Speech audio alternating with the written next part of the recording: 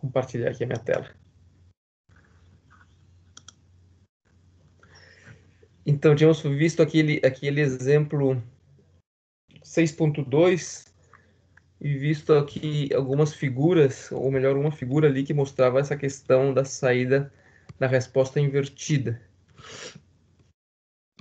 Esta aqui, né, que nos mostra que, dependendo da posição do zero, olha, o tal A, no caso aqui, ele tem a ver com a posição do zero, né? Nessa função de transferência, vocês percebem ali que o tal A...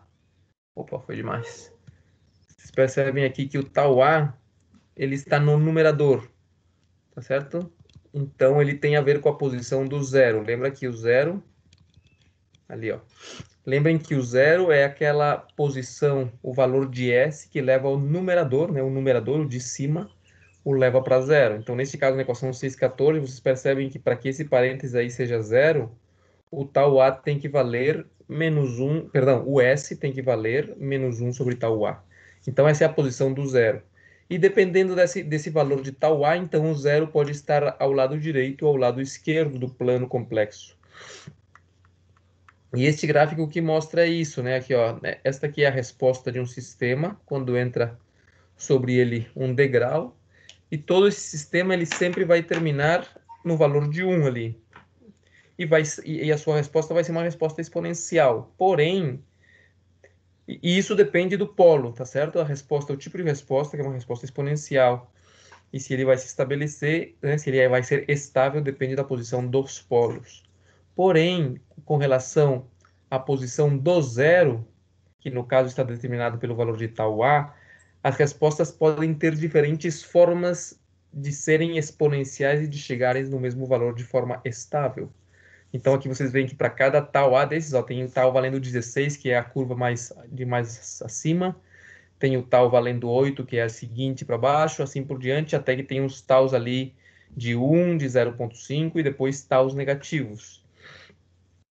Vocês percebem ali que quando os taus são negativos, a curva, ela inicialmente sai na direção contrária da direção onde o sistema vai se estabelecer. Até ali, quando tal, a partir de tal em 0,5, 1, 2, 4, 8, 16, todos eles, o valor sai na mesma direção, a curva sai na mesma direção de onde vai ser o estabelecimento final, que é ali em 1. Porém, com os valores de tal negativos, que significa que o zero está no semiplano direito do plano complexo, então as respostas são invertidas, ou seja, a resposta sai inicialmente na direção contrária de onde ela vai se estabelecer. Demos o exemplo do reboiler, né, que era aquela história de você ter... O que está acontecendo aí na realidade é que você tem duas respostas, duas ações que influenciam na resposta. E essas duas ações, elas respondem à mesma entrada. Então, a mesma entrada faz que duas ações opostas aconteçam, uma para cima e outra para baixo. Porém, nesse caso anterior, o que a gente via é que a resposta que ia para baixo, ela era inicial e mais rápida, enquanto que a resposta que ia para cima, ela era mais lenta e se estabelecia mais no final. Então, ao longo do tempo, no começo, digamos que ganha aquela resposta rápida negativa, e ao longo do tempo, então, a que vai ficando é aquela resposta lenta positiva. Foi o que demos o exemplo aqui do que acontecia no reboiler, né, com relação ao nível, quando você aquece, que o nível se vê afetado tanto pelas bolhas que o nível, quando a temperatura aumenta, se vê afetado de duas formas. Por um lado, o nível aumenta por causa da formação de bolhas inicialmente, e por outro lado, o nível diminui por causa da evaporação do líquido. Então, o mesmo calor causa consequências contrárias no nível. Por um lado, ao entrar a temperatura aumentar no trocador de calor, o nível da água aumenta pela formação de bolhas, e por outro lado, devido à mesma entrada, que é o aumento da temperatura, o nível diminui por causa da evaporação. Então, cada uma dessas ações geram consequências inversas, só que cada uma delas com uma constante de tempo diferente. E assim, então, você sabe qual acontece primeiro, qual desaparece primeiro e qual se mantém. Tá dando problema aqui o meu.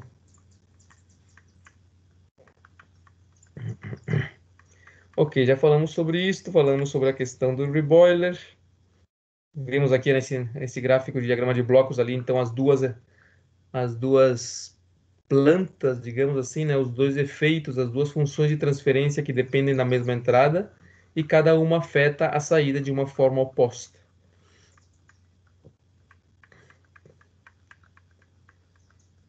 E tínhamos analisado, então, um exercício que tinha aqui de exemplo, que é o exemplo do livro, né?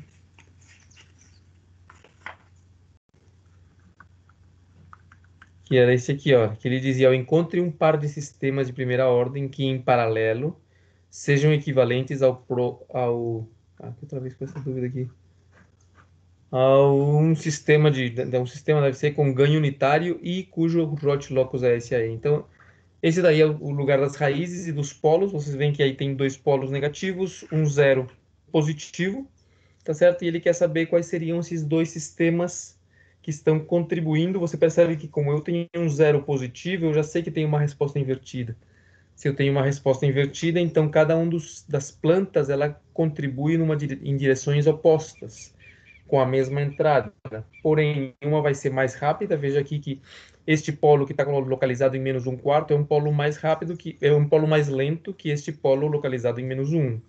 O polo localizado em menos um, como está mais à esquerda, ele é mais rápido e rapidamente também desaparece. O polo que está localizado mais à direita, ou seja, o menos um quarto, ele é mais lento e ele permanece por mais tempo. Ok, então como eu tenho esses dois polos e esse zero do lugar das raízes, eu consigo facilmente fazer a minha função de transferência. A função de transferência, então, eu tenho aqui no denominador, ele mostra ali que eu vou ter um polo em menos 1 e o outro polo em menos 1 quarto. Vocês percebem ali? Tranquilo? Opa, tá certo? A partir do diagrama do lugar das raízes e dos polos, gerar essa figura ali deveria ser tranquilo para todos vocês. Não sei se tem dúvida aí de como que se gera isso aí. Tranquilo para todo mundo? Ótimo. Então, o exercício aqui tinha algumas perguntas. A primeira pergunta era se eu tenho uma entrada em step, qual dos modos é mais rápido, né? Se é o modo do polo que está em menos 1 ou do polo que está em menos 1 quarto, né? Acabei de dizer que o polo mais à esquerda são polos mais rápidos.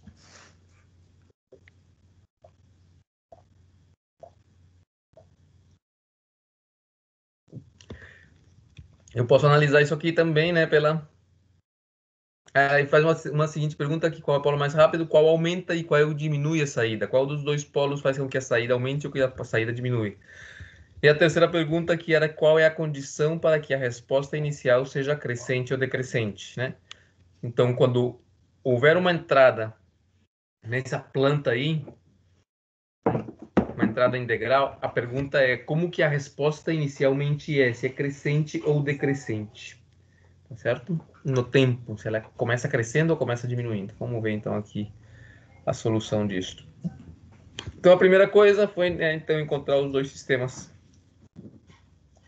A planta, né, ele diz que essa planta, que a gente já acabou de encontrar aqui em cima,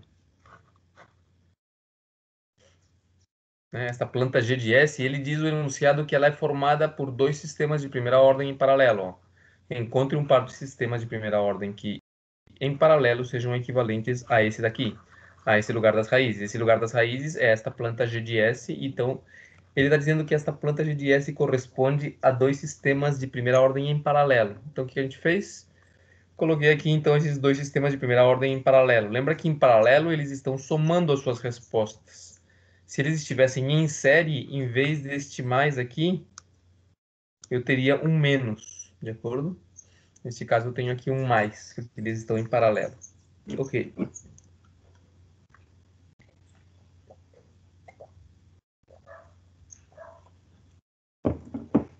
Se eu manipulo aí o lado esquerdo da equação, que é o que está acontecendo ali, né? Somei essas duas frações, encontrei o denominador comum, etc. Então eu posso já ir identificando algumas coisas. Olha só, Eu já sei, então, que para o meu K, que é 1, ele tem que ser igual à soma do K1 e do K2 desses dois sistemas em paralelo que eu vou encontrar.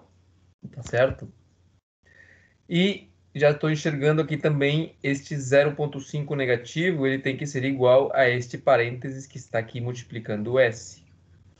Tá certo? Então, e aqui embaixo no denominador eu já estou percebendo aqui ó, que o tal 1 deve ser o que está multiplicando o S aqui, que no caso é o 4, e que o tal 2 é o que está multiplicando o S no outro parênteses, que no caso é o próprio 1 ali, que não aparece, né? O coeficiente do S. Então eu já encontro aqui ó, tal 1 e tal 2.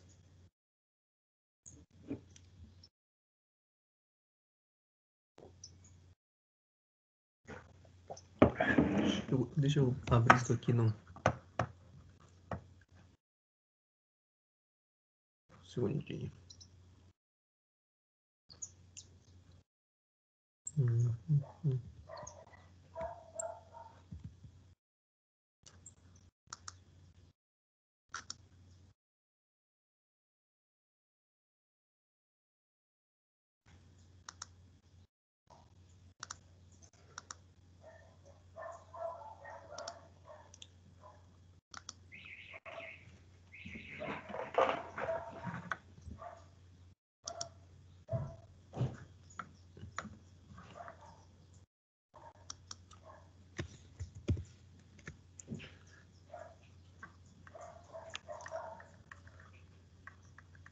Tô aqui, né?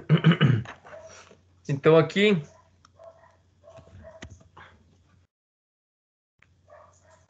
eu já identifico que este parênteses aqui deve ser este 0,5. De acordo? Então, aqui eu tenho... Ah, tá. Aqui o tal 1... Vou colocar aqui de outra cor. O tal 1 é o próprio 4. O tal 2 é o próprio 1, que está aqui. E que o K1... O K é a soma dos dois... A soma dos dois Ks, que seria 1. Então aí eu posso montar umas equações, um sistema de equações aqui, olha, vocês vejam ali aquele parêntese que eu circulei em amarelo, ele é igual a 0,5, então eu tenho a primeira equação. A segunda equação diz o quê? Como eu já encontrei tal 1 e tal 2, eu posso substituir eles então aqui, em tal 1, tal 2, tal 1, tal 1 e tal 2, que são esse valor de 1 e o valor de 4.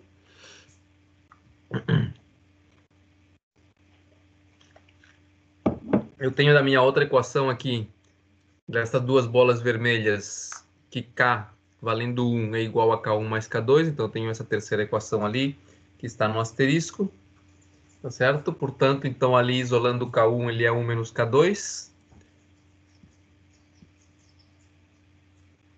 da equação do asterisco, e eu posso então substituir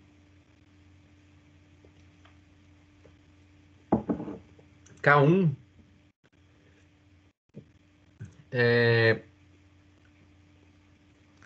nesta equação aqui, né?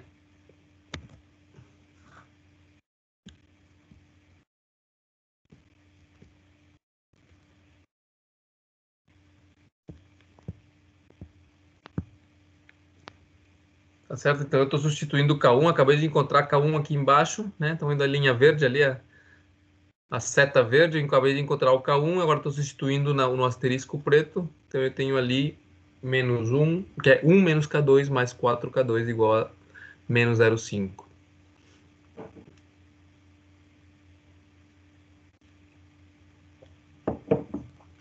Então aqui a equação em roxo, tem uma equação, uma incógnita que é K2, encontro o valor de K2 que é menos 0,5, substituindo naquela equação do asterisco vermelho, aquela equação K1 igual a 1 menos K2, como eu acabei de encontrar K2 0,5, encontro K1 que é 0. Acabei de encontrar K2 que é negativo 0,5, posso encontrar então K1 que é positivo 0,5. Então, como eu já encontrei os dois casos, olha lá a minha função de transferência que eu tinha aqui esta função aqui, que era, né, as minhas duas funções em paralelo, que eu estou querendo encontrar, eu já estou encontrando alguma outra coisa mais sobre elas, né? Tenho elas aqui agora, já encontrei K1 e K2, tenho aqui, ó. K1 é 1.5. Opa, tá errado.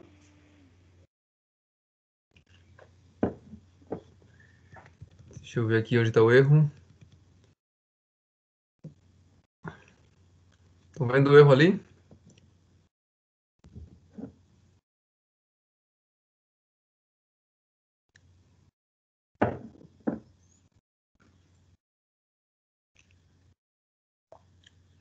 O menos 0,5 dá 0,5.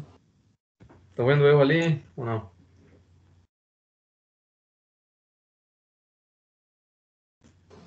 O K2 é menos 0,5. É O isso o erro? K2... Não, mas esse tá certo, não tá? O K2 é menos 0,5, sim. Sim, mas daí 1 menos 0,5 seria 1 mais... Epa, isso aí. Então aqui na realidade é 1. Como que eu coloco aqui? Vou colocar aqui mais, que isto aqui na realidade vem de 1 menos 0,5.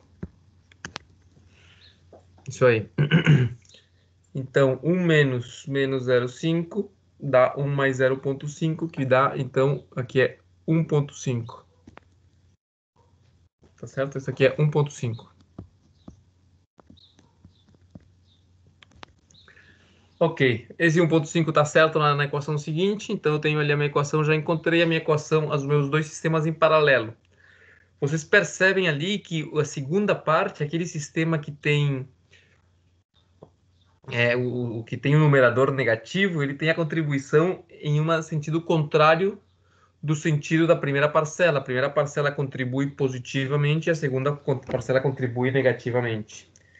Vocês percebem também aí dessa equação que a primeira parcela tem o polo em menos 1/4. Dá de enxergar isso aí, de que o polo está em menos 1/4 na primeira parcela?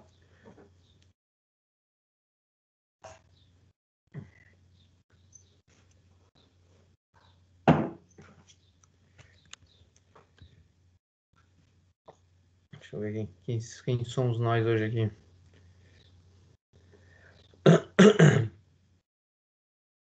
Tá, tá claro, né? Que na primeira parcela ali o polo está em menos 1/4.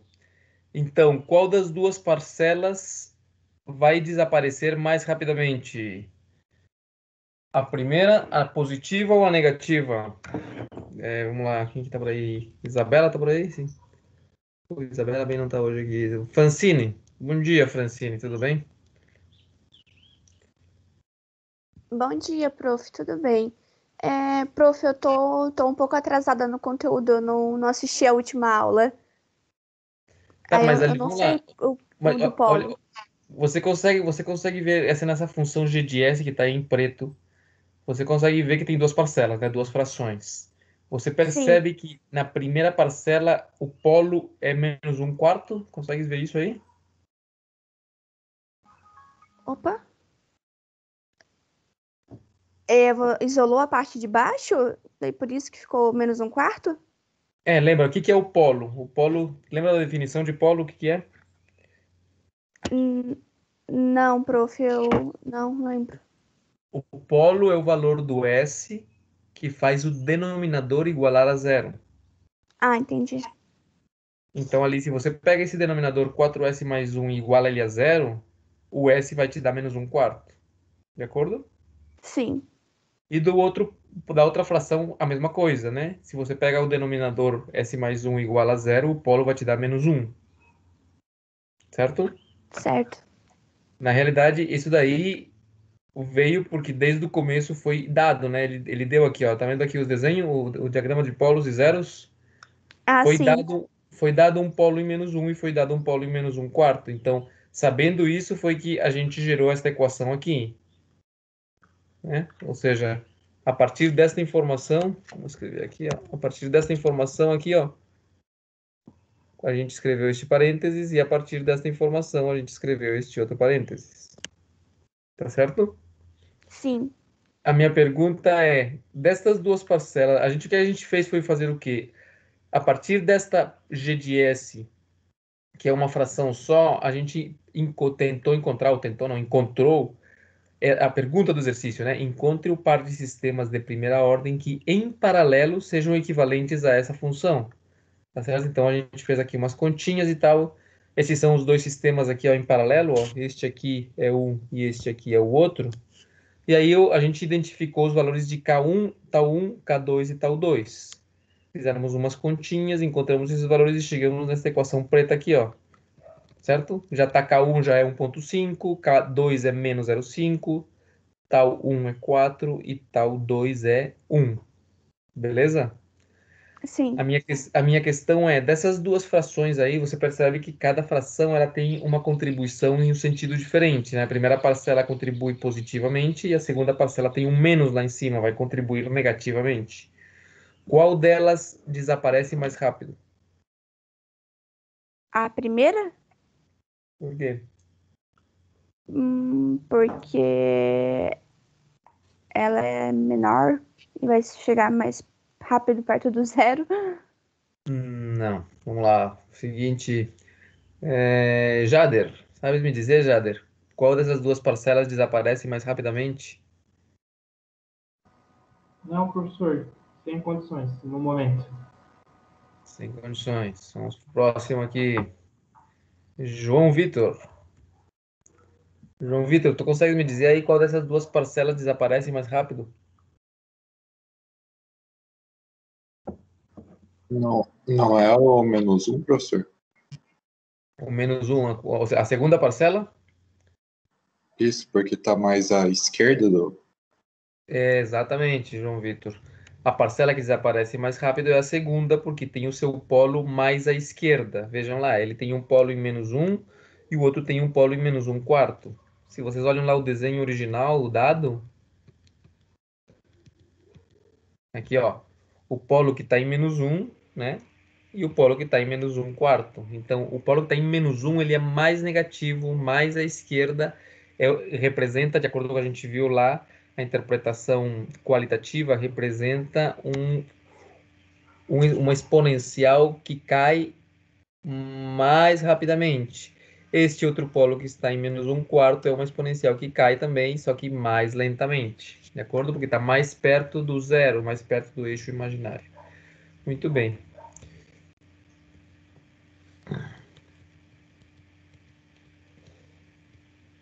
Então tá ali, ó. Já respondimos a segunda pergunta, né? Ele perguntava qual parcela respondia, qual era mais lenta e qual era mais rápido, né? Então aqui a parcela negativa. Vocês lembram aqui das perguntas, não? Para uma entrada em step, qual modo é mais rápido? Qual aumenta ou diminui a saída? Então já vimos, o modo mais rápido é o que diminui a saída. E o modo mais lento é o que aumenta a saída, né? Acabamos de analisar isso aí lá embaixo. Ele pergunta depois, ó, qual é a condição para que a resposta inicial seja crescente ou decrescente? Vamos ver então. Nada aqui, né? Modo 1 mais lento. Olha, quando você voltar para o tempo com o modo 1, com a primeira parcela, você vai ter um e elevado na menos t sobre 4. E quando você voltar para o tempo com a segunda parcela, você vai ter um e elevado na menos t sobre 1.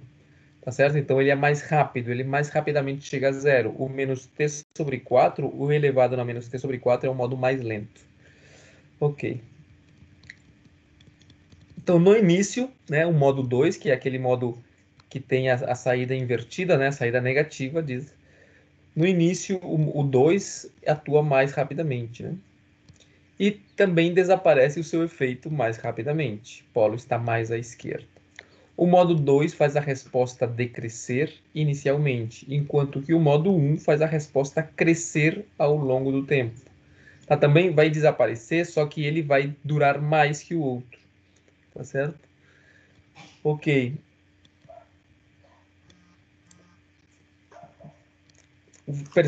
A terceira pergunta diz o quê? Como que eu sei o meu sistema, como é que ele vai sair no começo, inicialmente? Deixa eu ver então, vou fazer aqui.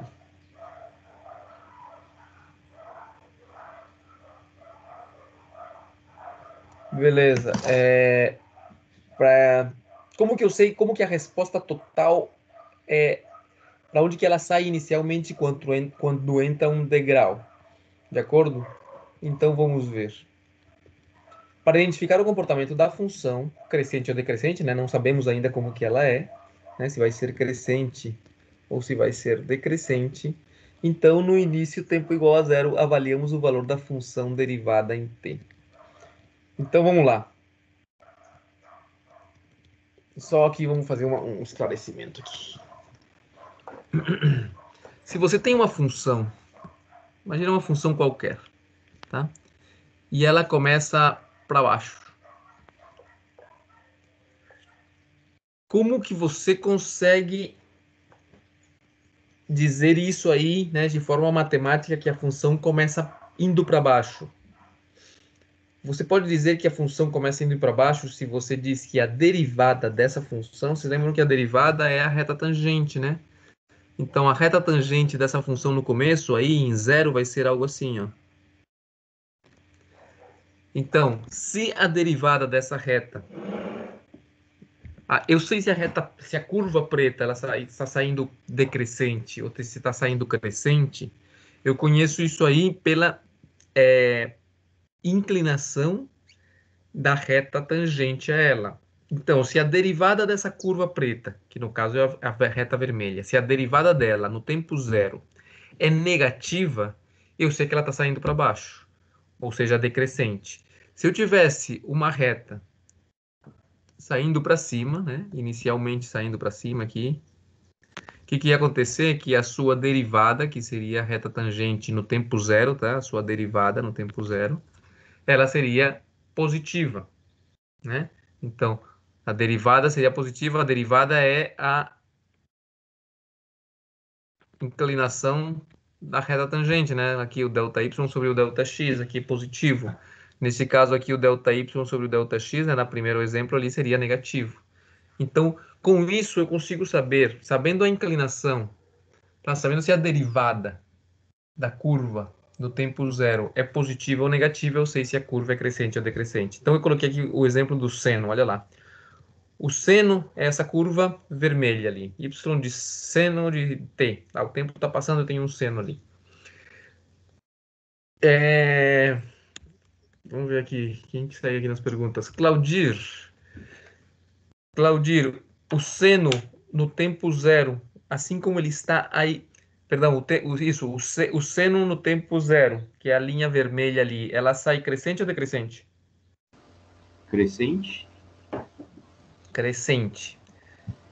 E sabemos que... Sabe que a derivada do seno é o cosseno, né? Quanto que é o valor da derivada do cosseno no tempo zero?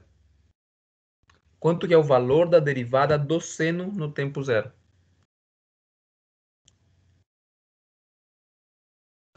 Não sei, professor. Vamos lá. A derivada do seno é o cosseno. Tranquilo isso, né? Beleza. Quanto que vale o cosseno no tempo zero? Olha aí, o cosseno é a curva verde, tá? E o seno é a vermelha. Vale 1. Vale 1. O 1 é positivo, de acordo? Uhum. É 1, né? Mais 1. Então, o que significa isso aí? Que o seno ele é crescente. Por quê? Porque a derivada dele no tempo zero é positiva. Quem é a derivada do seno? É o cosseno. O cosseno em zero é 1, que é positivo, então o seno é positivo. Tá claro o raciocínio? Como que eu faço para saber se uma curva ela sai crescente ou decrescente? Você analisa não a curva, mas a derivada da curva, verifica se ela é positiva ou negativa. Por exemplo, se fizéssemos ao contrário, Claudir, se eu estivesse analisando o cosseno, eu quero saber se esse cosseno ele é positivo, ele é crescente ou decrescente no começo. Vamos lá. A derivada do cosseno, o que é, Claudir? É o seno. Negativo, né? Menos seno. Isso, beleza. Então é o menos seno.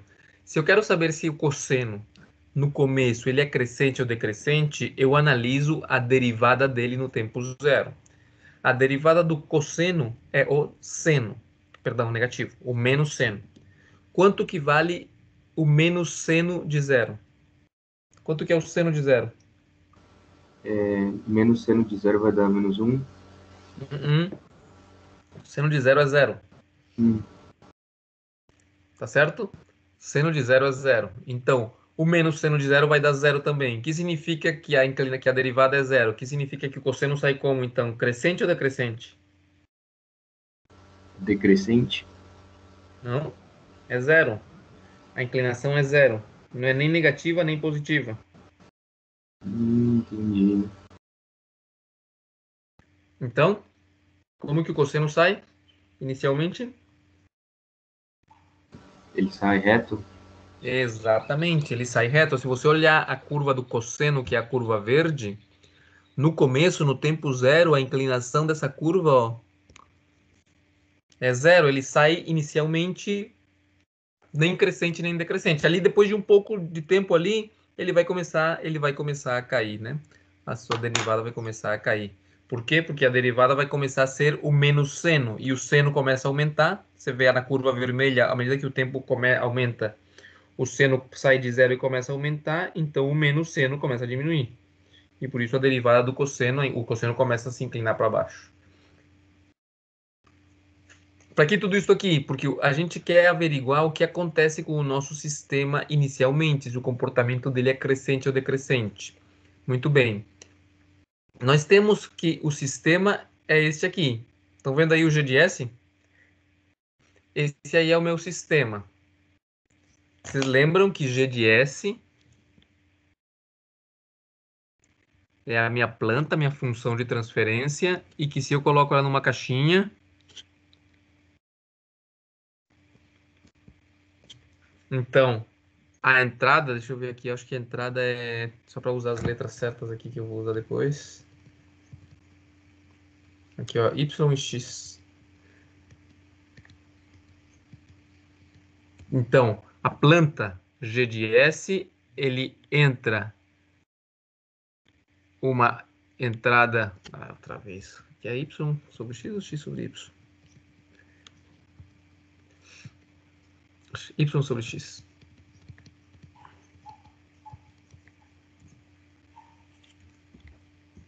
A saída é Y e a entrada é X. Sim? Ou seja, G de S é a saída sobre a entrada. Se você multiplica Y sobre X pela entrada X, o que vai ficar é o Y. Então, como a minha entrada é um degrau, o que eu tenho que fazer? Eu tenho que pegar G de S e multiplicar pelo degrau. Tá certo? E aí eu vou analisar essa função que seria a minha saída. Tá certo? Eu vou analisar a minha saída. Como que eu vou analisar se essa saída vai para cima ou vai para baixo? Eu não vou analisar a saída y, que o que eu vou analisar é a derivada da saída, que seria a derivada de y, e verificar se ela é positiva ou negativa. Tá claro isso aí? O que vamos fazer? Para saber se a resposta de G de S, quando entra um degrau, tá? Aqui vai entrar um degrau, um step em X. Eu quero saber se y inicialmente ela vai crescente ou se ela vai decrescente. Isso é o que eu quero saber. De acordo? Então, para poder saber se y, quando x, que é um degrau, entra na planta, saber se a saída y é crescente ou decrescente, o que eu vou analisar na realidade é a derivada de y para ver se é positiva ou negativa. Se a derivada de y for positiva, ela é crescente, se a derivada de y for negativa, ela é decrescente. É isso que a gente vai fazer. Então vamos aqui.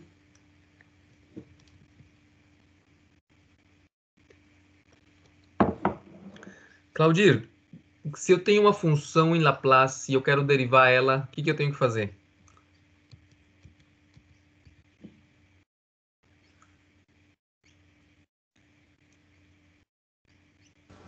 Não lembro, professor. Derivar em Laplace é bem fácil. Como que a gente deriva? Você lembra, quando eu tenho, por exemplo, no tempo, eu tenho, ó, 5 pela derivada de x de t. Como que eu passo para Laplace isso aqui? Vai ficar S, X de S, menos a função no tempo inicial. Isso, vamos imaginar que as condições iniciais são nulas. Ficou assim, não foi? Uhum. Assim, né? É. O que a gente fez, então? Você pegou para derivar a tua função. Se não tivesse derivada, se fosse só x, tá? Se fosse só 5x, como seria? Se eu tenho 5x no tempo e quero passar para Laplace, como que fica? Você multiplica por S. Não, só se eu quero passar para Laplace, fica bem facilzinho, ó. Só fica 5x de S. De acordo? Aham. Esse x aqui é no tempo e ele passa para Laplace, passa para x de S. Aqui é a mesma coisa, ó. Esse x aqui é no tempo. E se você passa para Laplace, né? Isso aqui é Laplace. Então fica 5S, porque S é a derivada, x de S. Vocês percebem ali, né? Qual foi a diferença? Olha, eu tinha aqui o x de S e tenho aqui o x de S. O que acontece? Como que eu faço então em Laplace para derivar? O que eu tenho que fazer?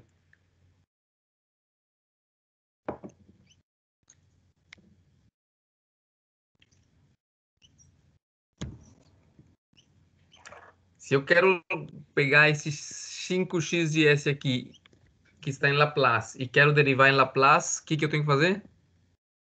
Somente... Multiplicar por S. Exatamente. Olha aqui, ó, multiplico por S. Por isso é a facilidade do Laplace, né? Que as derivadas viram simplesmente um S. E se a segunda derivada é vezes S quadrado, e se a terceira derivada é S cubo e assim por diante. Então, derivar em Laplace é somente multiplicar por S. Beleza, então vamos lá. O que a gente vai avaliar? Olha lá. Ou seja, avaliamos o teorema do valor inicial na derivada da função. Então, eu quero saber se a função é crescente ou decrescente. O que eu vou fazer? Eu vou, em Laplace, aplicar o teorema do valor inicial, mas não na função. Eu vou aplicar o teorema do valor inicial na derivada da função. Então, se esse teorema do valor inicial me disser que me dê um valor positivo, significa que a derivada da função começa positiva, ou seja, que a função começa para cima, indo para cima. Se o teorema do valor inicial da derivada da função der negativo, significa que a função começa decrescente, começa indo para baixo. Tá certo? Beleza, então vamos lá, aplicar o teorema do valor inicial. O teorema do valor inicial diz o quê? Vai dizer que a tua y, a tua resposta no tempo zero é igual ao limite de S vezes a tua o Laplace da tua função com S tendendo a infinito. Tá certo? Tínhamos o teorema do valor final e o teorema do valor inicial.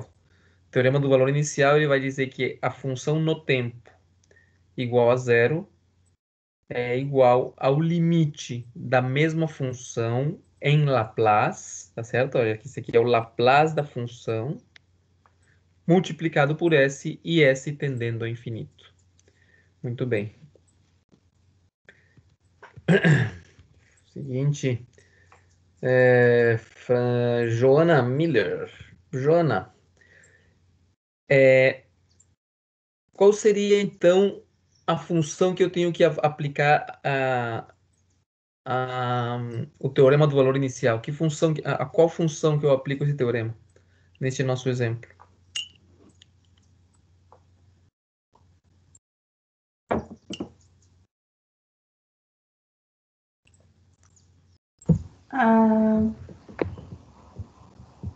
O x de S? X de S, mas X de S é quem? É o g de S vezes S?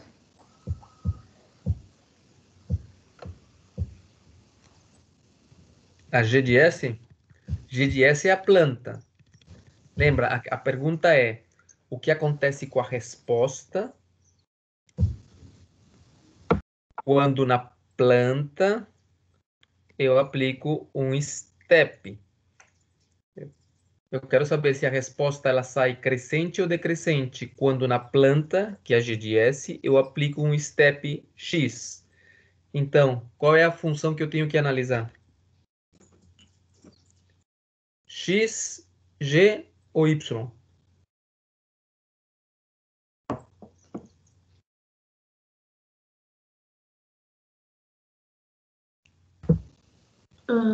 G. Não. G é a planta. Eu quero analisar a resposta. Quem que é a resposta? É o Y. O Y. Beleza, eu quero analisar se o Y ele é crescente ou decrescente, mas acabamos de ver que para saber se ele é crescente ou decrescente, eu na realidade não analiso o Y, eu analiso quem? O G. Não. A derivada de Y. Estamos claros ou não? Deixa eu, Sim. deixa eu tentar explicar outra vez aqui, de outra forma, talvez. Deixa eu aqui bem para baixo.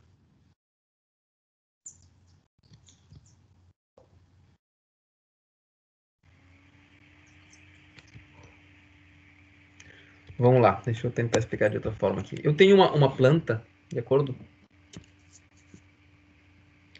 G de S.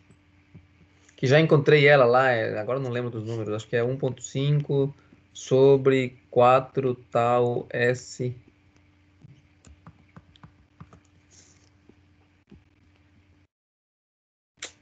Quatro tal S não, 4S mais 1. Ah, como foi essa letra? 4S mais 1 mais menos 0,5 sobre S mais 1. Essa aqui é a minha planta G de S. E quando eu tenho essa planta, vamos meter. Lembra que a planta o que é? A planta é a saída Y de S dividido a entrada X de S. Tá certo? Então, esta planta aqui, ela é igual à saída em Laplace sobre a entrada em Laplace. Ou seja, se você quer saber qual que é a saída, você simplesmente tem que pegar este X de S aqui e mandar ele multiplicar a planta. De acordo? Então, a saída Y de S vai ser igual ao que? A planta G de S multiplicado pela entrada X de S. Agora, o exercício diz, essa planta que está aí, a entrada dela vai ser um degrau. Então, isto aqui vai ser um degrau. Isto aqui eu já encontrei, é isto aqui, ó. O G de S eu já sei. Ele quer saber o que acontece com a saída, esta saída aqui, ó. Quando há essa planta, eu coloco um degrau, mas ele não quer saber, ele quer saber se essa saída, se ela vai ser crescente ou decrescente. Essa é a pergunta. Então, eu acabei de mostrar para vocês aqui que, na realidade, então, eu não quero, na realidade, eu não estou interessado em Y de S, eu estou interessado em quem? Na derivada de Y de S. Se a derivada de Y de S no começo for zero, for positiva, então Y de S vai para cima. Se a derivada, tá?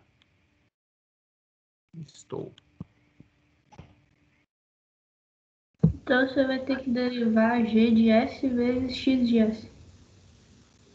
Exatamente. Estou interessado na derivada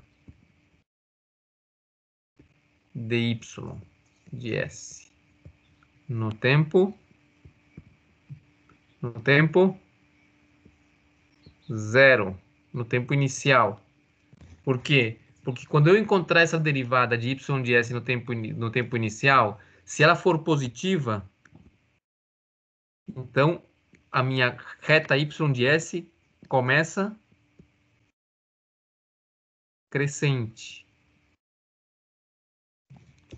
E se essa derivada de Y de S no tempo zero for negativa, um segundinho.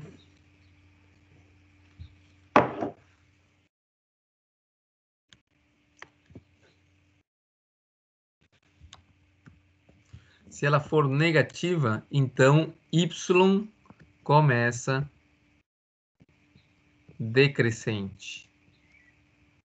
E, logicamente, se for zero, então ela começa constante, né? Nem para cima, nem para baixo.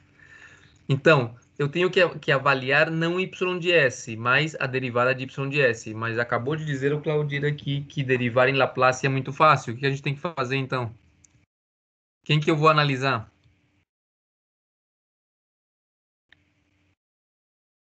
Quem que é a derivada de y de s em Laplace? Que é muito fácil. Quem que é?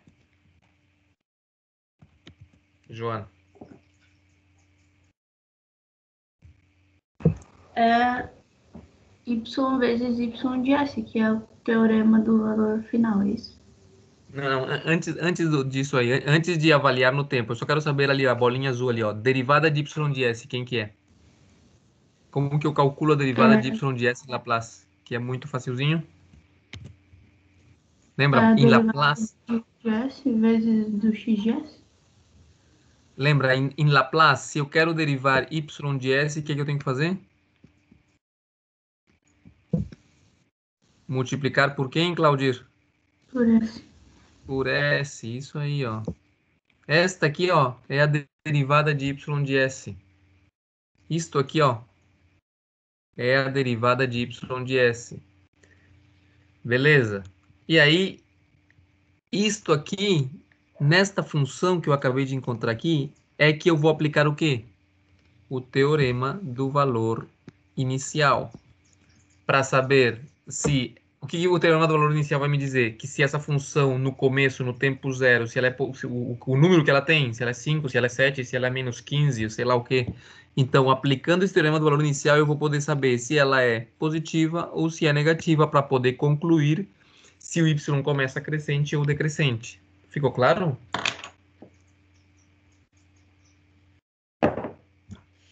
Ou não? Posso explicar outra vez.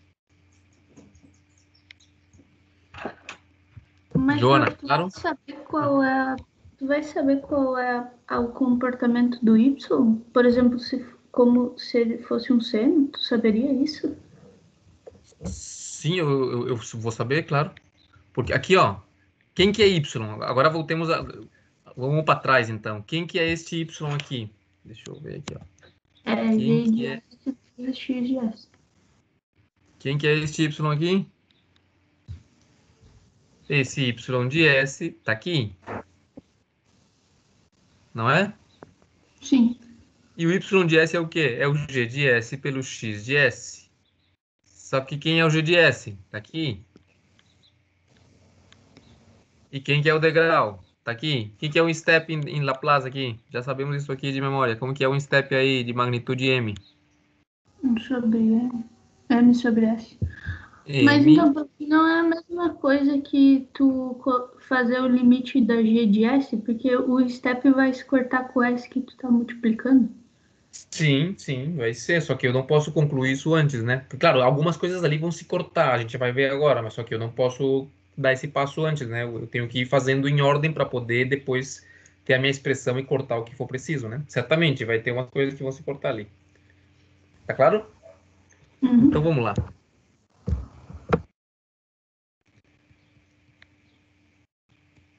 Outra vez aqui, ó. Ou seja, avaliamos o teorema do valor inicial na derivada da função. Olha aqui, quem que é o teorema do valor inicial? Para o teorema de valor inicial geral de qualquer função, o que eu tenho que fazer é o quê? É pegar o Laplace dessa função, multiplicar por S e fazer toda essa expressão tender, o S tender a infinito. No nosso caso, olha aqui, ó, no nosso caso, nós temos aqui em amarelo, ó, que a nossa função g de S vai ser a saída sobre a entrada, saída Y, entrada X. Olha lá. Quem que é a nossa saída? Quem que é a nossa saída Y? A nossa saída Y é o quê? O g de S vezes o X. Estão vendo aqui, ó? O g de S vezes a entrada, estão vendo aqui? Essa bola azul aqui, ó, é a minha saída, ó. O que eu fiz? Simplesmente peguei o g de S e multipliquei pelo x de S, onde o x de S é um degrau. Tá certo que tá ali escrito ali step em verde. Então, a saída vai ser o quê? a minha planta G de S, que é esta aqui, ó, a planta G de S, vamos desenhar ela de cinza aqui mesmo. Não, cinza não, ó. E... roxinho aqui, ó. Isto aqui, ó, é a planta G de S. E o degrau, vocês estão vendo ali, né? O degrau é M sobre S. Beleza? Isso daí é o quê? É a saída Y de S, ó. Que eu acabei de fazer aqui, ó. Esse Y de S, ele aqui, ó. Esse Y de S que tá aí, que é essa fração cinza que tá na bola roxa, vezes M sobre S que tá em verde ali, que é o degrau, essa é a minha função Y. Só que eu não estou interessado nela, eu estou interessado em quem? Na derivada dela. De acordo? E nessa derivada dela é sobre quem eu vou aplicar o teorema do valor inicial. Então, eu vou chamar de Z, a função Z vai ser essa função que é a derivada de Y. Tá? Então, fazendo a derivada de Y chamada de Z, olha lá, o Z de S em Laplace vai ser o quê? Bem facilzinho, é somente multiplicar G de S, né? É somente multiplicar Y por S. Vocês estão vendo aqui, né? Este Y tá aqui, ó.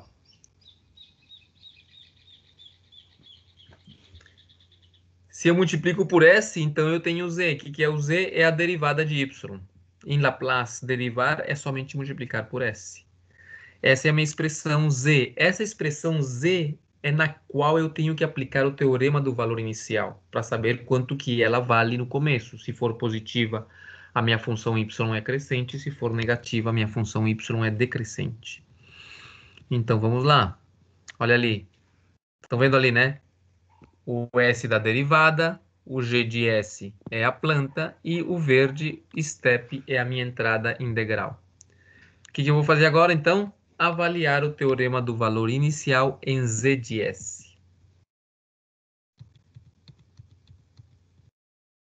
Tenho, então, que Z de S, eu cortei os S ali, como disse a Joana, né? Cortando os S, o Z de S vai ficar somente G vezes o M. Como que aplica o teorema do valor inicial? Já vimos aqui em cima, ó. Tá ali, ó. Teorema do valor inicial é simplesmente pegar o que você quer avaliar, multiplicar por S e fazer S tender a infinito. Então, vamos fazer isso na função Z. Olha lá. Z no tempo zero, que é o teorema do valor inicial. Ela é... Só lembrando, Z é o quê? Z é a derivada de Y no tempo, avaliada no tempo igual a zero. Ela é o quê? Aqui, ó. O teorema do valor inicial é este aqui. Multiplico Z por S e faço o S tender a infinito. Isso aí vai ser igual a Z no tempo igual a zero. Ok, então fazendo isso aí, eu tenho meu Z. Multipliquei por S. Tá certo? Lembrem aqui, ó, aqui que o meu Z nada mais era que o G vezes o M, né? Então tá aqui, ó, o G vezes o M, né? O G seria isso aqui, ó. Isto aqui seria o G.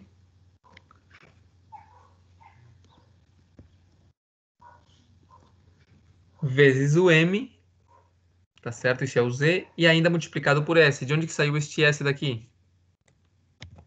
Este S daqui é o S do teorema do valor inicial. Beleza. Então, tenho que fazer agora o S tender a infinito, então aqui um pouquinho de cálculo, vou dividir numerador e denominador em S. Vou ter essa expressão ali. Quando os S tenderem a infinito, todos esses 1 sobre S vão ser zeros, né? Quando S tender a infinito, então essas expressões aqui de 1 sobre S vão acabar ficando em zero. E eu tenho que o Z final vai ser Km tal A sobre tal 1 tal A.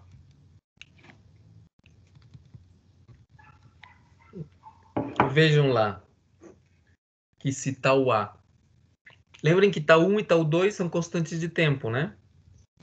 Como elas são constantes de tempo, são tempos e são sempre positivas. Então, o K, né, era um valor positivo lá em cima, o M era o valor do degrau, vamos assumir que era um degrau positivo. Então, o Z somente vai ser positivo se o tau A é maior que zero. E vai ser negativo se o tau A é menor que zero. Tá certo? Então, se o tau A for maior que zero e o Z for positivo, significa que a minha curva tem uma inclinação inicialmente crescente. Por outro lado, se o tau A for menor que zero e o meu Z negativo, significa que inicialmente a curva ela é decrescente. Ok, essa é a análise ali desse exercício sobre a questão das respostas invertidas. Se ela vai inicialmente para cima ou inicialmente para baixo e tal. Ok, beleza. O tema seguinte, né, vamos para a seção 6.2, tem a ver então com os atrasos, os delays nos processos, tá certo? Então vamos lá.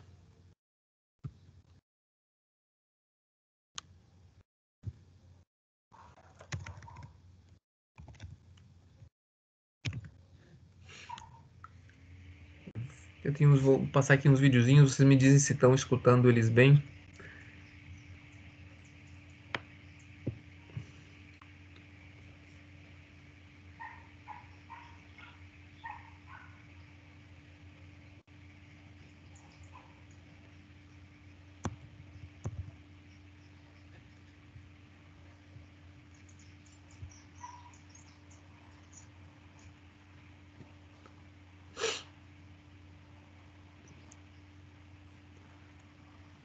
Tá, eu vou tirar o som disso aqui melhor.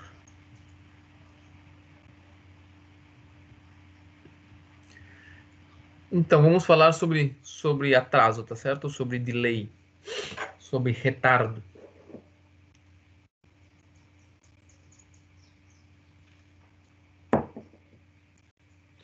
Então, se você tem uma determinada variável, e essa variável corresponde, por exemplo, a uma variável de uma massa que está em movimento, então esse movimento da massa vai gerar com que uma determinada variável dela medida em um ponto do sistema seja diferente a essa variável em outro ponto do sistema em um dado momento, só que quando o tempo passar, então essa variável vai alcançar o valor que ela tinha inicialmente, tá certo? Então, se você tem...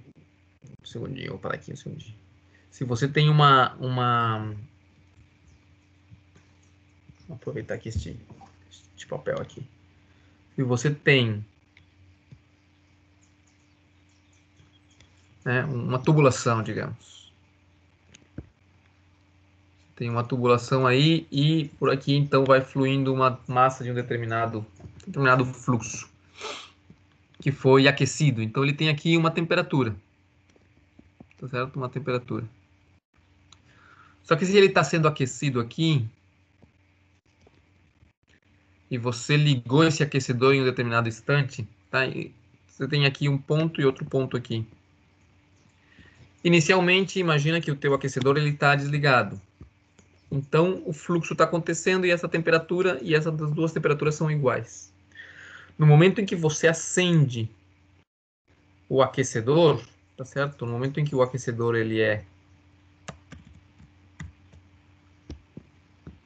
ligado, então o que acontece? Esta temperatura aqui ela vai aumentar, enquanto que esta aqui ainda não aumentou tanto, certo? Porque a direção do fluxo vai para lá. Então, o tempo, né, que a temperatura, digamos, a temperatura 2 vai precisar para se igualar à temperatura 1, ou nem sequer se igualar, para chegar no valor, digamos que essa temperatura aqui, ó, no tempo 1 segundo, a temperatura 1 era 20 graus. Enquanto que no tempo 1 segundo, a temperatura 2 era 10 graus. O que acontece? 20 segundos depois, está no tempo 21. 21 segundos, essa temperatura 1 aqui, ó, passou para 30 graus. E essa temperatura 2 aqui, no tempo 21 segundos, a temperatura 2 passou para 20 graus. Ou seja, essa temperatura 2 chegou no valor que tinha a temperatura 1 20 segundos antes. Então, o que está acontecendo? Você tem um delay, você tem um retardo, você tem um atraso na variável de temperatura, que é, no caso aqui, de 20 segundos de atraso. Então, por quê? Porque a massa do fluxo está se transportando, tá certo? Essa energia está em transporte, portanto, determinadas variáveis não têm o mesmo valor no mesmo instante, vai ter um atraso no sistema, tá certo? Isso daí é a questão do atraso, né? Então, aqui, no videozinho, então, esses são os processos com atraso. Vocês percebem ali a variável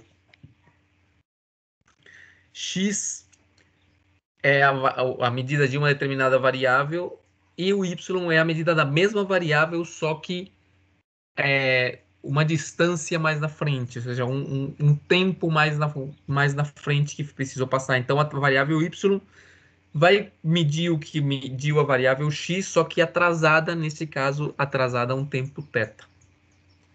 De acordo?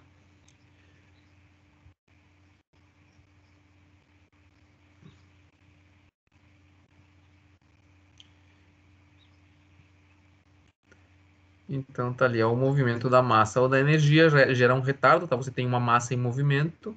Esse retardo também se chama de time delay, se chama de atraso no tempo, se chama de tempo morto, né? Dead time, tem vários nomes aí esse atraso.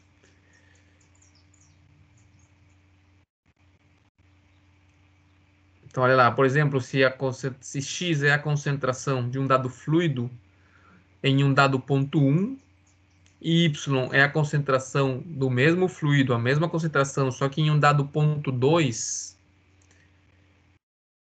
onde x e y são variáveis de desvio, né?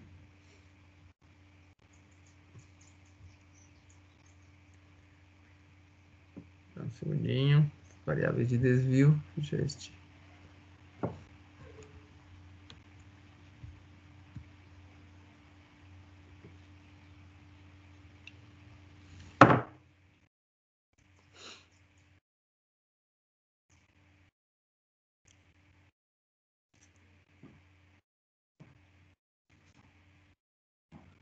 Então, olha lá. A variável y, que é aquela variável que está um pouco mais na frente, né? A mesma concentração, no caso. O valor dela, enquanto que o tempo é menor que zero, vocês lembram do gráfico ali inicial, aqueles dois senos defasados ali por um tempo θ? Então, o valor dela é zero, tá certo? Lembra que são variáveis de desvio. Então, inicialmente está tudo em zero, variáveis de desvio. Aquela variável de concentração, ela sofre uma mudança, que é guiada pela variável x.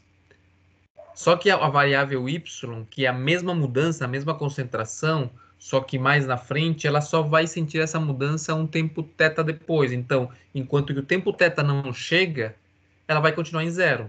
Apenas o tempo θ chega e ela vai começar a seguir a variável x, só que vai seguir ela atrasada. Então, por isso que está ali, ó, vocês veem que y é zero, enquanto que o tempo é menor que θ. E quando o tempo é maior que θ, maior ou igual que θ, então o y vai ser o mesmo x, só que θ segundos atrás. Tá certo? Essa é a curva que a gente está vendo, né? Aqueles dois senos, um atrasado do outro. Então, simplesmente o que ele está dizendo aqui é que a variável y é a mesma variável x, só que atrasada um tempo θ.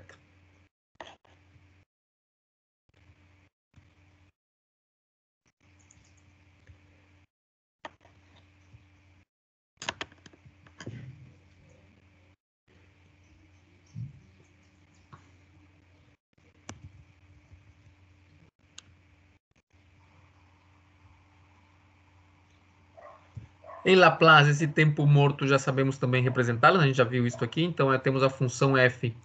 Se ela está atrasada, então vai ser t menos t0. Esse t0 vai ser o tempo morto, né? Ou o próprio θ, né? Θ ou t0 a mesma coisa.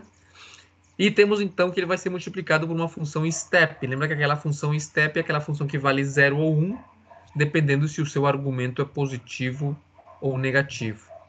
Em Laplace, isso se expressa com e elevado na menos atraso, né? Ou seja, na menos t0 ou menos θ, s, vezes a função em Laplace. Tá certo? Isso aí já tínhamos visto lá no começo.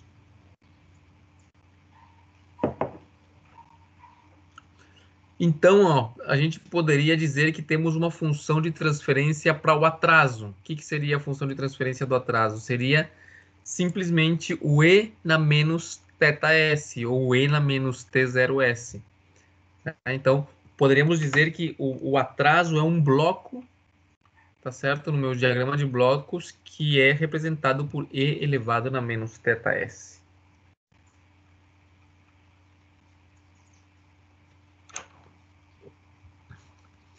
Então, eu posso representar esse atraso ali, que é simplesmente multiplicar o atraso pela função. Então, eu vou ter um bloco que vai ser somente o atraso e o outro bloco que vai ser a função, né? Normalmente, sem um atraso, né? Eu posso separar o atraso como se ele fosse um bloco diferente. Então, tá ali, ó, o atraso sendo e na menos θs. Seria a função de transferência só do atraso.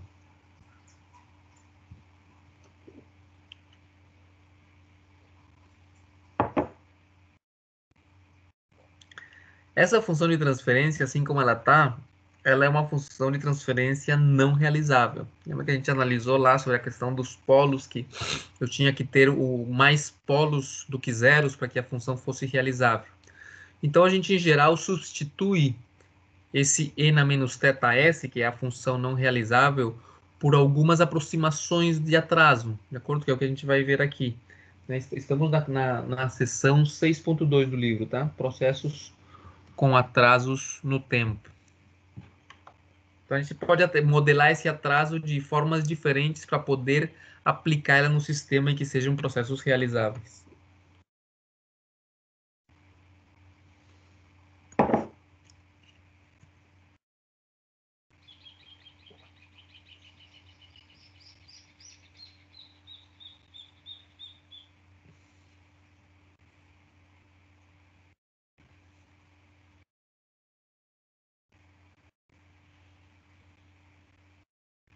Então, a primeira forma de modelar esse atraso aí é modelar ele com uma função de transferência que corresponda a um sistema de primeira ordem. Certo? Então, esse G de S aí é a modelagem do atraso.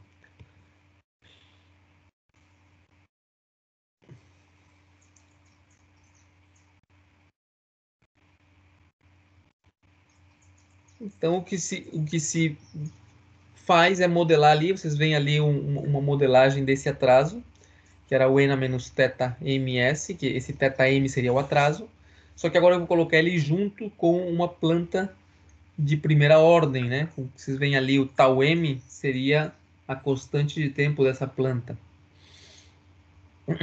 E esses valores de tau m e de θm, eles são obtidos de forma experimental, tá certo? Então você tem que fazer alguns experimentos e lembra que a gente já tem ideia de como que eu faço para, a partir de um experimento de sistema de primeira ordem, encontrar o tau e o k, né? Você analisa ali o tempo que ele gasta para chegar no regime permanente, aquilo é mais ou menos 5 tau, ou o tempo que ele gasta para chegar em 63,2% do seu valor final. É uma constante de tempo.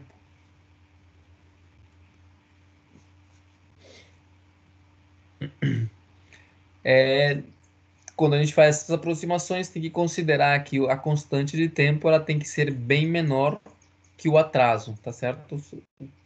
Ou senão esse modelo não é um modelo que possa ser confiável, certo? Para que o sistema ele tenha tempo de responder suficiente, né? Que o tempo de responder seja suficiente com relação ao tempo de atraso.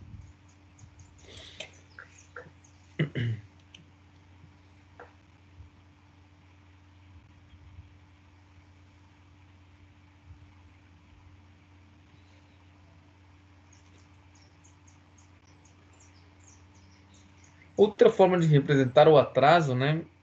Essa primeira que a gente viu, ela é uma forma mais experimental. Outra forma de representar o atraso é utilizando as séries de Taylor. Tá? Então, esse E na menos θ S via séries de Taylor pode ser representada por essa série aí.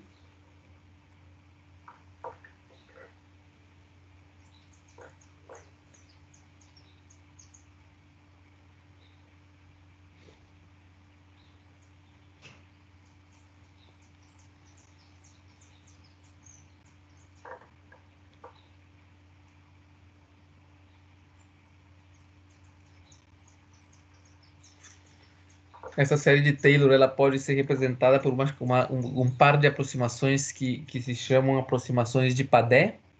Tá? Temos duas aproximações de Padé. Essa daí que é a 1,1 e tem a 2,2 também.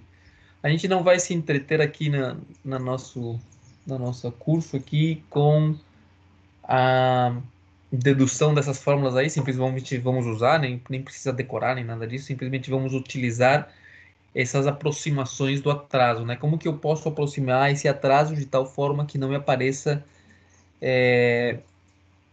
um problema de funções não realizáveis. Então, essa primeira aproximação de Padé, a aproximação 1,1, é essa fração que vocês veem ali, né? Então, eu conheço o atraso, o θ é o atraso, e eu tenho, então, essa fração ali para representar a aproximação de Padé. E a outra aproximação de Padé, que é um pouquinho mais precisa, é a aproximação 2,2, e é essa fração que aparece para vocês aí. Então, o que acontece? Se você pega essas frações aí, essas aproximações de Padé, e você multiplica elas, por exemplo, por um degrau, então o degrau vai sair atrasado. Vai sair atrasado um tempo θ. Já vamos ver ali as aproximações.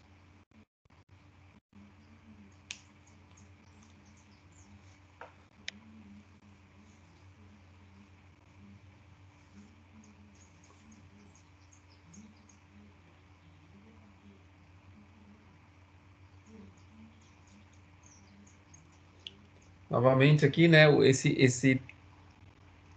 essas aproximações são satisfatórias aqui quando o teu tempo de atraso ele é bem menor ao tempo que a planta toma para chegar no regime permanente, né? Porque se o teu atraso ele é maior do tempo que a planta toma para chegar no regime permanente, né? Então vai bagunçar tudo. Né? Em geral, né, logicamente esses atrasos são valores bem pequenos, né, com relação ao que a planta demora para se modificar a partir de uma dada entrada, tá certo? Então, deixa eu ver se tem algo mais aqui. Essas são as duas aproximações de Padé. O que acontece? Vamos ver aqui no livro. Aqui a página 96, página 98.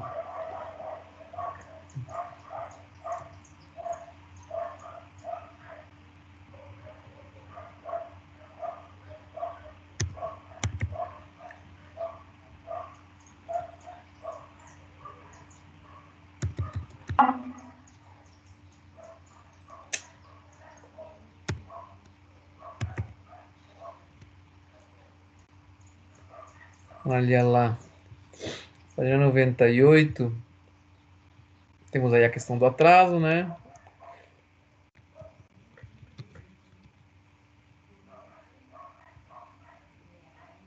Temos ali, então, a aproximação de Padé 1, que é a equação 635. Temos a equação 637, que é a segunda aproximação de Padé.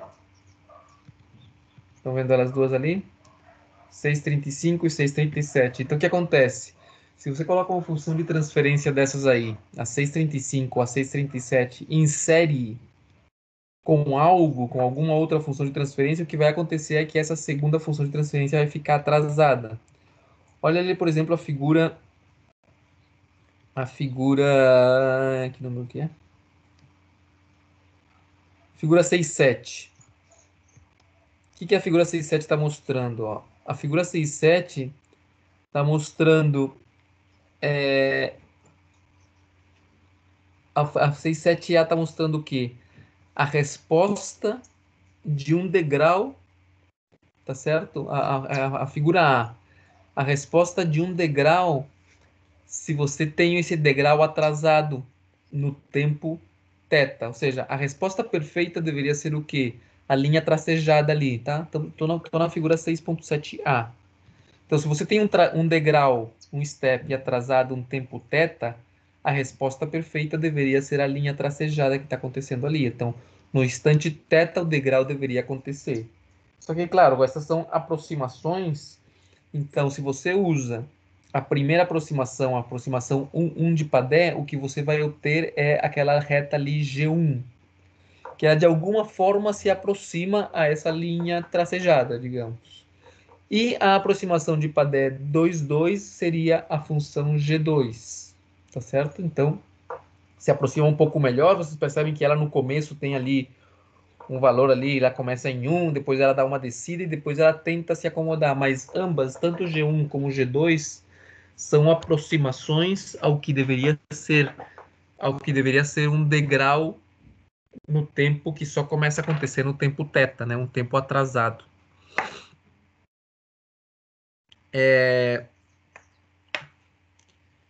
O que a figura B representa? Uma resposta de um sistema de primeira ordem a um degrau. Vocês lembram como que é a resposta de sistema de primeira ordem, né? A um degrau? Vou usar aqui nosso caderno aqui. Em geral, se você tem um sistema de primeira ordem, o que você vai ter, né?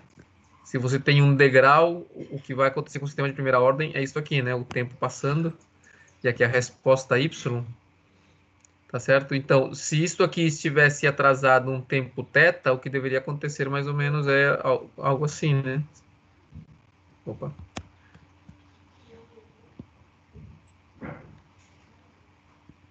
Né? Vai acontecer atrasado um tempo θ. Só que no nosso caso aqui, quando a gente usa essas aproximações, logicamente não é perfeito, mas vocês veem ali o que acontece, ó. Ali o que está acontecendo no tempo θ é o começo dessa rampa aqui, tá certo? Ele está centrado, aquela figura, ela está centrada aqui no começo do que está acontecendo, tá certo? Então, vocês percebem ali no tempo θ, a resposta exata deveria ser ali a curva, aquela uma rampa ali, digamos, no começo dessa resposta do sistema de primeira ordem, a entrada em degrau, e as outras duas, G2 e G1, são as aproximações de aplicar as aproximações de Padé 1,1 ou aproximação de Padé 2,2 à resposta desse degrau, a resposta do degrau a um sistema de primeira ordem, tá certo? Então, vocês veem que elas, de alguma forma, né, elas se acomodam ali, entre o tempo zero e o tempo θ, deveria ser zero, né? Deveria, se fosse perfeito, não é, porque são aproximações, tanto G1 como G2 são aproximações. Então, de tarefa, eu quero que vocês usem lá o XCOS e simulem estas duas figuras, tanto a figura A quanto a figura B. Lembrem, a figura A é o quê? É um degrau atrasado no tempo θ, só que esse atraso vai ser feito primeiro pela aproximação de Padé 1,1 e depois pela aproximação de Padé 2,2. Lembrem que essas duas aproximações são as equações 635 e 637. Ele está aproximando o atraso por meio de uma fração, por uma função de transferência, que é essa função que está aí, a 635 e a 637. E na figura B, ele está mostrando como seria a resposta de um sistema de primeira ordem a um degrau. Só que essa resposta do sistema de primeira ordem a um degrau está atrasada no tempo. Olha ali, ele está fazendo um exemplo, no caso, o atraso é 1/4 da constante de tempo, né? Ele está dizendo que θ é 0,25 tal. Então, vocês devem reproduzir essas duas figuras lá no XCOS, tá? No Scilab do XCOS.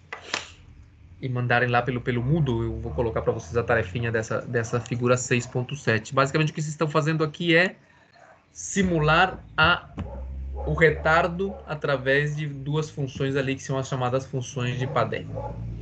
Beleza? Ok. Vamos aproveitar esses 15 minutinhos para começar o exemplo que está ali do lado, que é o exemplo... que número que é? O exemplo 6.3. Muito bem. Eu quero mostrar aqui para vocês a figura.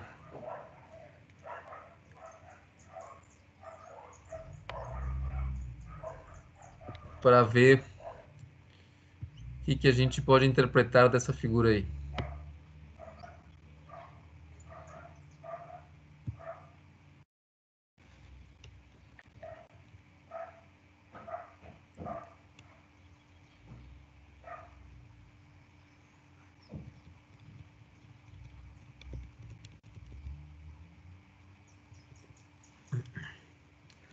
Estamos falando de atraso, né, de delay. Vamos diminuir um pouquinho.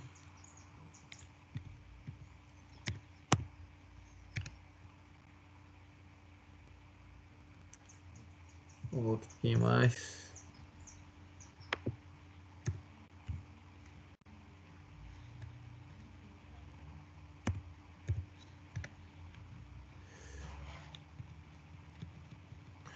Tá aí, ó. Essa é a figura. Vamos lá. De acordo com essa figura... Quem foi a última que eu perguntei aqui? Falei com a Joana. João Vitor. João Vitor, essa figura aí, o que é que você acha que está acontecendo? Assim, só olhando para a figura que está aí na tela, o que é que você acha que está acontecendo nesse sistema?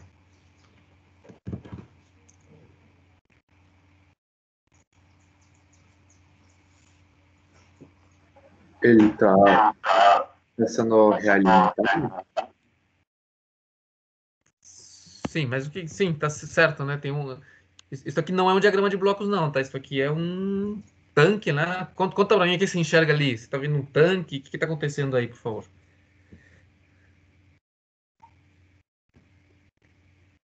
Tem a concentração CI entrando e a concentração C2 ela entra, só que ela também ela sai, essa C2 ela entra novamente no tanque. Uhum, certo. O que seria CI, por exemplo? O que seria concentração? Como assim? Concentração de quê?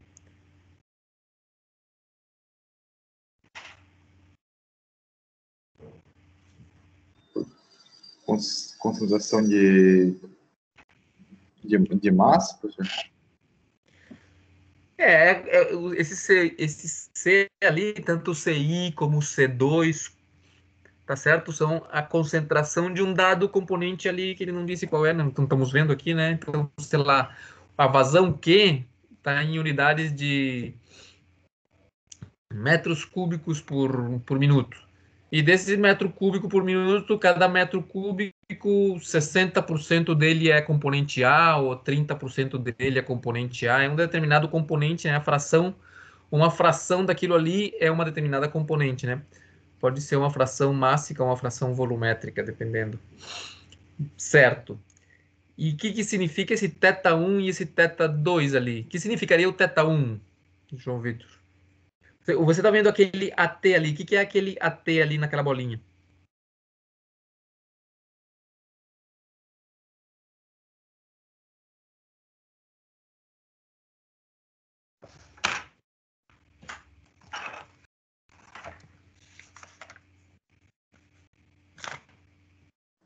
É um transmissor, professor? Isso, é um sensor. Esse transmissor, esse sensor mede o quê?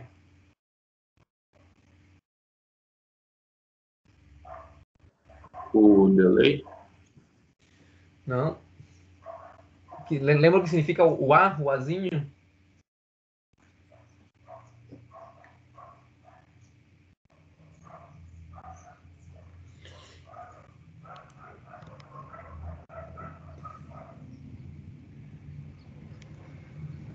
Francine?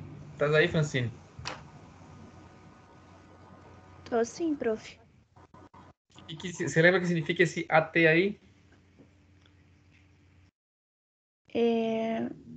O T eu sei que é de transdutor, mas o A, talvez a altura do tanque? Nada a ver. Não, nada a ver, nada a ver. O A é o analisador, né? Um analisador, Ah, esse analisador. AT tá medindo a concentração, tá certo? Tem um líquido saindo desse tanque ali, por baixo tá passando. O que que é esse desenho estranho aí que tem ali saindo do tanque? Uma coisa branca ali, o que que é?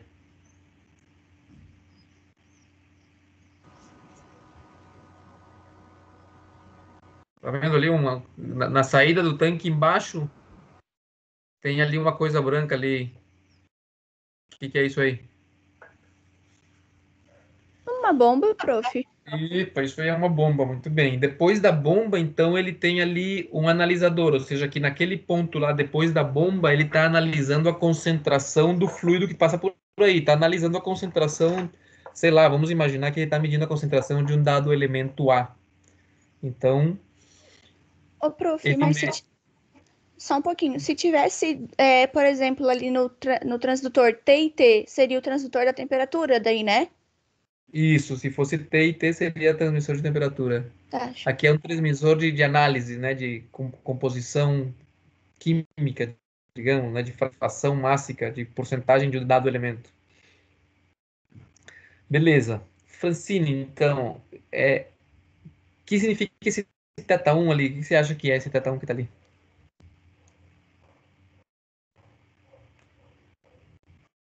É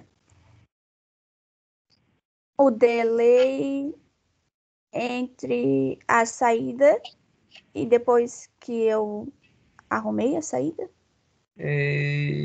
O delay de quê? De que da variável? Isso, exatamente, da concentração. Ou seja, olha lá, na entrada do tanque entram dois fluxos ali com diferentes concentrações, com CI e com C2. Eles no tanque se misturam e na saída do tanque, ali bem no pé do tanque, vai ter uma concentração C, que é a mesma concentração dentro do tanque.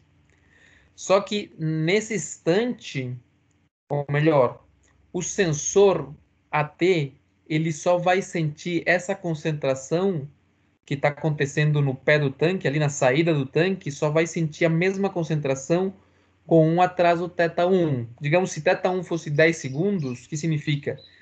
Se a concentração no pé do tanque ali, saindo do tanque, é de 20% e está mudando, está aumentando, por exemplo, a, a concentração no sensor só vai ser 20% um tempo θ1 depois. De acordo? Tem um atraso, porque a concentração está indo naquela tubulação, passa por aquela bomba, então a concentração medida no sensor tem um atraso da concentração que está acontecendo dentro do tanque. Tá claro isso aí?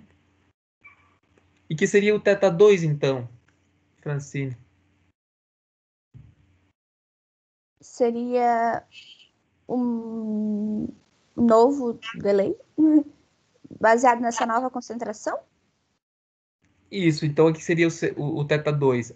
Lá na saída, melhor, na entrada de fluxo no tanque, onde está entrando o C2, essa concentração que está entrando ali, ela é para ser a mesma que está sendo sentida no sensor. Só que vai ter novamente um atraso, porque tem uma tubulação, tá certo? Então, a concentração C2 vai ser a mesma concentração que está sendo sentida ali no sensor AT, só que com um atraso de tempo θ2. De acordo? Muito bem. O que mais temos aqui?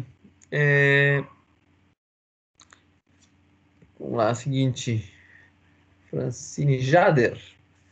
Jader, para que você acha que esse sistema está sendo jogado outra vez lá dentro, lá, a concentração?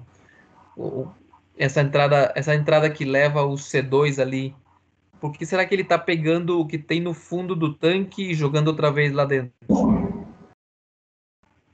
Ele está fazendo uma realimentação para mudar a concentração do sistema. Certo, certo. Mas que vantagem teria de jogar isso para dentro outra vez? Por que ele não pegou da bomba e já jogou para fora a concentração? A bomba tem a ver com a mudança de velocidade do sistema. Eu acho que isso afeta de alguma forma. A bomba é somente para que tenha uma vazão, né, do líquido saindo do tanque para fora, né? E uma vazão que você pode controlar. Você pode colocar a tua bomba para girar na velocidade que você quer. Mas a minha pergunta é mais por que ele está jogando novamente líquido dentro do tanque, ali em C2? Que vantagem teria isso aí? Bom, É uma questão mais de mistura, sabe? De fazer que a mistura fique melhor realizada, né? Eu jogo outra vez o resultado, eu jogo no tanque outra vez para ele se misturar melhor. Muito bem. E lá no final, né, a linha de produto, né, que está saindo já onde tem um Q ali, já é a mistura feita. Então ele recicla, tá escrito até ali, né? Recicla, né, tem uma linha de reciclagem, uma tubulação de reciclagem, que vai ir com uma parcela. Veja que na saída tem a parcela Q e na reciclagem tem a parcela alfa Q. O que sai do tanque é a soma dos dois, né? O que sai do tanque e passa pela bomba é a parcela Q mais a parcela alfa Q. Então, uma parte dessa vazão vai para fora, que é a parcela Q, e outra parte se realimenta, que é a parcela alfa Q. Muito bem. Beleza. Isso aí é o que está acontecendo. Se a gente fosse a, a representar a concentração, vamos chamar a concentração aqui no sensor de C1. Acho que o exemplo chama a concentração no tanque ali de C1. Se eu fosse representar a concentração no sensor C1 com relação à concentração na saída do tanque, que é a concentração C, como que eu diria que essa concentração é? Como que eu faço para dizer que a concentração no sensor, concentração C1, ela está atrasada com relação à concentração C na saída do tanque? Como que a gente faz isso? Então, olha aqui, ó.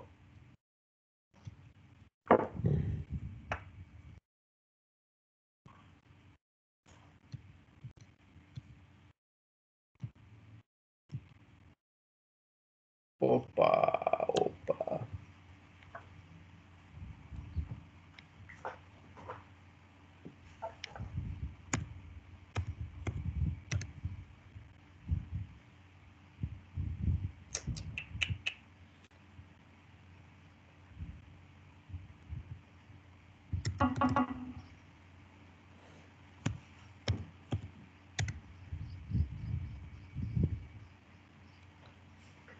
Cento e cinco.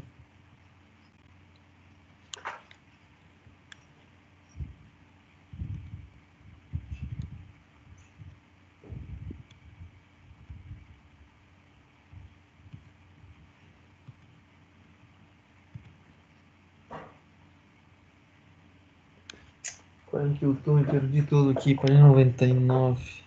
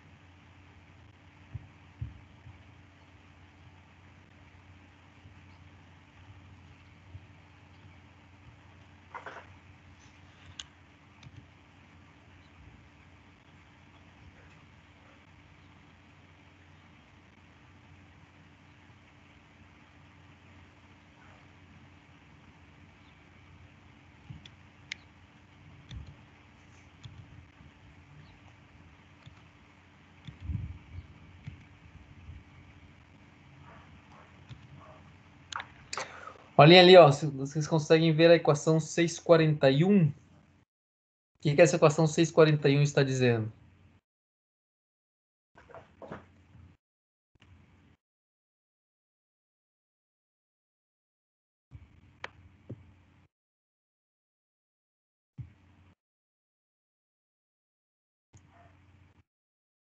Olha lá, a equação 641 está dizendo que a concentração 1 de desvio no tempo é igual à concentração C de desvio atrasado um tempo θ1. Ou seja, que a concentração no sensor ela é igual à concentração no pé do tanque, só que θ1 segundos depois. E a 642 que está dizendo que a concentração de desvio C2 que está entrando no tanque, aquela que está sendo reciclada, ela vai ser igual à concentração 1 de desvio, que é a concentração no sensor, só que atrasada no tempo θ2 segundos, tá certo? Então essa equação 641 e 642, elas estão dizendo simplesmente que a concentração no sensor está atrasada com relação à concentração no pé do tanque, e que a concentração lá em cima na reciclagem está atrasada com relação à concentração medida pelo sensor. A equação 640 tem a ver com a composição, né, o que acontece dentro do tanque, tá certo? E a gente então continua com este exemplo aqui na próxima aula, a gente continua falando sobre este exemplo aqui. Beleza, pessoal? Então é isso aí. Vou deixar para vocês a tarefinha de fazer as figuras aquela sobre a questão dos atrasos, tá certo? Os atrasos de Padé, as duas aproximações ali com relação ao degrau e com relação à saída de um sistema de primeira ordem quando você aplica um degrau nele. E deem uma olhadinha aqui nesse exemplo que a gente vai começar a analisar e a gente continua então na próxima aula. Perfeito. Então é isso aí. Valeu ali pela presença. Vamos parar aqui o nosso vídeo. E então a gente conversa